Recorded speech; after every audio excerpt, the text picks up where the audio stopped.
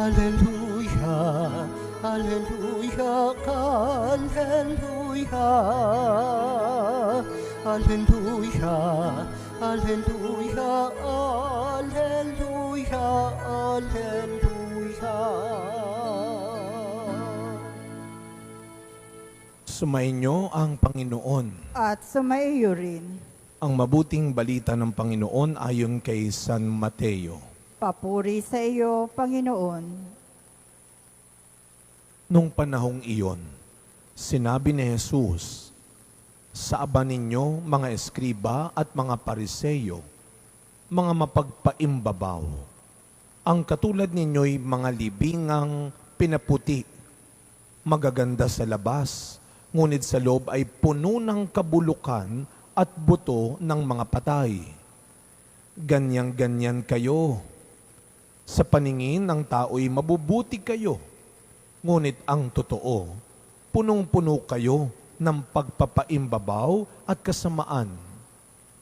Sa aba ninyo, mga eskriba at mga pariseyo, mga mapagpaimbabaw, ipinagtatayo ninyo ng mga libingan ang mga propeta at ginagayakan ang mga puntod ng mga taong namumuhay ng matuwid. At sinasabi ninyo, kung kami sana'y nabubuhay sa kapanahunan ng aming mga ninuno, hindi namin ipapapatay ang mga propeta. Sa sinabi ninyong iyan, inaamin ninyong kayo'y mga anak ng mga nagpapatay sa mga propeta. Sige, tapusin ninyo ang pinasimulan ng inyong mga ninuno. Mga kapatid, ang mabuting balita ng Panginoon. Pinupuri ka namin, Panginoong Heso Kristo. Good evening po sa inyong lahat. Alam mo ninyo, kadalasan nakakarinig tayo ng mga kapistahan ng mga santo na merong magkapatid. Ngayon po ay pinaparangalan natin, ginugunitan natin ang kapistahan ng nanay bago ang kanyang anak. No? Kadalasan ang sinasabi natin ay walang hindi kayang ibigay ang magulang para sa kanyang anak. Isinasakripisyo ng magulang ang para sa kanya, alang-alang sa kanyang anak. Kaya siguro maganda na sa puntong ito, hindi naman kinalimutan ng Diyos ang mga sakripisyo at pagpaparaya ninyo bilang magulang. Kaya yung kapistahan ng dalawang santong ito na magkasunod na araw ay isang magandang paalala at kasiguraduhan na hindi makakalimutan ng Diyos ang anumang pagpaparayang ginagawa ng isang mabuting tao. Katulad ni Monica. Si Santa Monica ay nanay ng sikat na santong si San Agustin. Nang kapistahan ay bukas. Si Santa Monica ay patron ng mga nanay. At hindi lang basta nanay, ng mga martir na nanay. At hindi lang basta martir na nanay, na asawa rin. Kasi ang alam natin, si Santa Monica ay nagsakripisyo para sa kanyang anak na si San Agustin para magbago ito. Sabi sa kwento, legend, na gabi-gabi iniiyak ni Santa Monica ang pagbabagong buhay ng kanyang anak na namumuhay noon sa pagkakasala, gabi-gabi. Mukha namang marami pa rin Santa Monica hanggang ngayon, na gabi-gabing iniiyak na lang ang kanyang dasal para sa kanyang pamilya. Hindi lang ho sa anak, sapagkat si Santa Monica ay ipinakasal sa isang pagano na sinasaktan din siya. Ipinagdasal niya ang kanyang mag-ama. Ipinagdasal niya ang kanyang mister, ang kanyang anak. Hindi niya sinukuan. She prayed for their conversion. At nakinig ang Diyos sa kanyang panalangin. Kaya nga kapag may lumalapit sa akin, Father, lalo na pag mga nanay, pagdasal mo naman po ang anak ko, pagdasal mo naman ang asawa ko, sabi ko, alam mo ninyo, mas powerful ang dasal ng nanay kesa kay Father.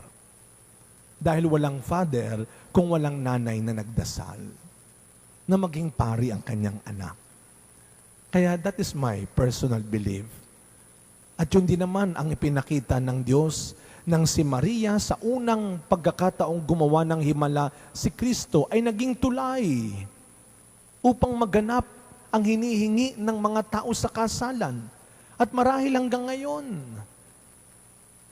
ngayon ay nagdadasal si Maria at maraming nanay at magulang ang nagdadasal. Ito ay hindi madali para sa isang nanay. Ang nakakagulat lang ho dito, nung araw na nabinyagan si San Agustin, ganon din ang kanyang asawa, nung nagbunga na ang dasal ni Santa Monica na magbagong buhay ang kanyang mister, ang kanyang anak, alam mo ninyo, hindi rin naglaon, namatay din naman yung mister pagkatapos siyang mabinyagan. At namatay din sa Santa Monica pagkatapos din magpabinyag at magbago ang kanyang anak. Ito ang ating ipagdasal. Sana, Panginoon, bago tuluyang pumikit ang aking mga mata, ay magbunga ang aking mga panalangin at sakripisyo para sa iba. Kaya nga, yung ating unang bahagi ng ating unang pagbasa ngayon, no? Sabi dito ni San Pablo, tandaan ninyo mga kapatid, kung paano kami gumawa at nagpagal araw-gabi upang hindi ka maging pabigat, pasanin ni numan. Kaya nga, yung ating pong ebanghelyong mabigat, kahapon pa, na ang sabi ni Kristo, sa aba ninyo, mga eskriba at pariseo, mga mapagpaimbabaw. Alam mo ninyo mga kapatid, hindi lang ito tungkol sa kanila. Tingnan din natin ang ating mga sarili. Binabalaan tayo ng Panginoon laban sa mga mapagpaimbabaw. Hindi lang ho tayo ang kanyang tinutukoy. No, huwag kayo maging mapagpaimbabaw. Dapat maging mulat tayo. Kaya hindi tayo basta-basta lamang naniniwala sa ipinapakitang mabuti, magandahan ng mga tao, sa mga ipinapakitang maganda, mabuti, madali, masarap ng mundong ito. Siguro naman kayo po ay nanonood tayo ng balita, nakikinig tayo ng balita. Yan ho ang laman ng mga babala sa araw nating ito. Hindi lahat ng nakikita nating magaganda ay galing sa mabuti talaga. Hindi lahat ng nakikita ng ating mga mata ay totoo tungkol sa iba.